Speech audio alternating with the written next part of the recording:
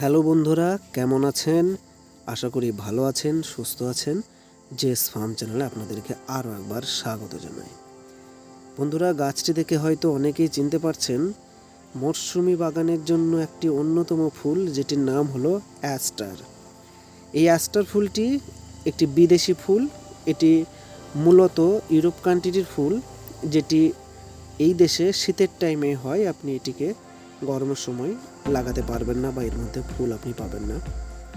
তো দেখতেই পাচ্ছেন এই ফুলটির গাছ আমি একটি চারা গাছ আর কি এনেছি নার্সারি থেকে। তো এটি কোনো থাম টব কিংবা ছোট টবে বসানো নেই। এগুলি কি হয়, মূলত এক জায়গায় অনেকগুলি বীজ ফেলে প্রচুর চারা তৈরি করে নিয়ে একটি একটি করে তুলে আপনাকে দেওয়া হয়। তো এই ক্ষেত্রে বিশ্বস্ত নার্সারি ছাড়া চারা নেবেন না, কারণ এরকম চারা নিলে ঠকার ভয় সব থেকে বেশি। তো বিশ্বস্ত নার্সারি থেকে এই ধরনের চারা কিনবেন, নচেত আপনারা থাম টবে কিংবা ছোট টবে চারা কিনবেন। এটি হলো গাছ সংগ্রহ করার একটি দিক। তাছাড়া এই গাছ নিয়ে অত্যন্ত গুরুত্বপূর্ণ তথ্য আমি এই সমগ্র ভিডিওটিতে আপনাদেরকে দেব।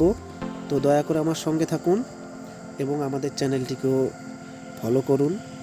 সাবস্ক্রাইব না করলে সাবস্ক্রাইব করুন। দেখতে পাচ্ছেন বন্ধুরা, এই টবটি এটি একটি ফ্ল্যাট টব। এর গভীরতা মোটামুটি 5 থেকে 6 ইঞ্চি এবং বাইরের দিক থেকে এটিকে 8 ইঞ্চি টব লাগবে, কিন্তু এর পরিধিটা হলো আপনার প্রায় 10 থেকে 12 ইঞ্চি।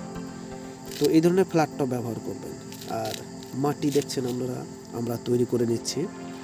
এখানে দু ধরনের মাটি তৈরি করা হয়। এখানে দেখুন, আমি পিওর গোবর সার, মাটি এবং বালি নিয়েছি।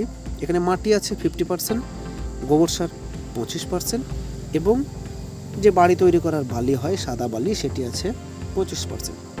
এবং এর মধ্যে ওষুধ এবং খাবার হিসেবে দুই রকমভাবে কাজ করে নিমখোল এবং মাটির গুণবালি, মানে আরও অনেক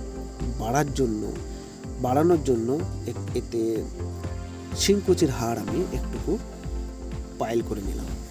তো এতে কি হয়, মাটির খাবারের পরিমাণ বেশি থাকে এবং গাছের খাবারের অভাব হয় না। তবুও আপনাদেরকে প্রতিনিয়ত গাছে খাবার দিতে হবে, তার কারণ টবে মাটির পরিমাণ কম এবং মাটিতে খাবারের পরিমাণও কম। তাই আপনাদেরকে টবে কিন্তু খাবার প্রতিনিয়ত ব্যবহার করতে হবে। আমি টবের যে ব্যবস্থাপনাটি সেটি নিয়ে বিশেষ কিছু বলবো না।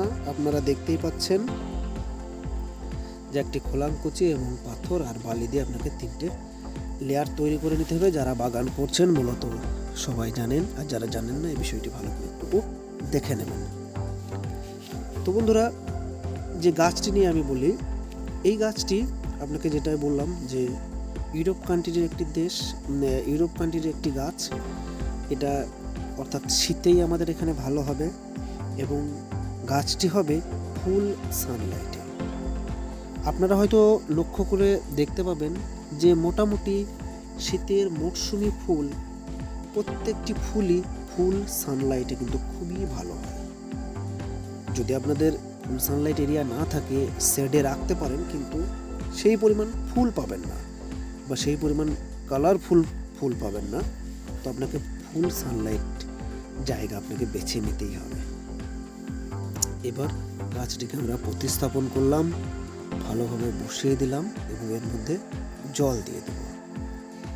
এই গাছের জল সম্বন্ধে আমি বলি, এই গাছ জল ভালোবাসে কিন্তু ততটাও নয়। অতএব মাটি দেখে জল দেবেন, মাটি শুকিয়ে গেলে আপনারা জল দেবেন। এরকম ফ্ল্যাট টবে গাছটিকে বসালে কি হবে, গাছটি আপনার ঝাঁকড়া হবে, বুশি টাইপের হবে এবং গাছটি ফুলও বেশি দেবে। অর্থাৎ এটিকে গ্লাস টবে বসাবেন না, ফ্ল্যাট টবেই বসাবেন। আর একটি কথা আপনাদেরকে বলে দিই, এই গাছের রোগ ব্যাধি।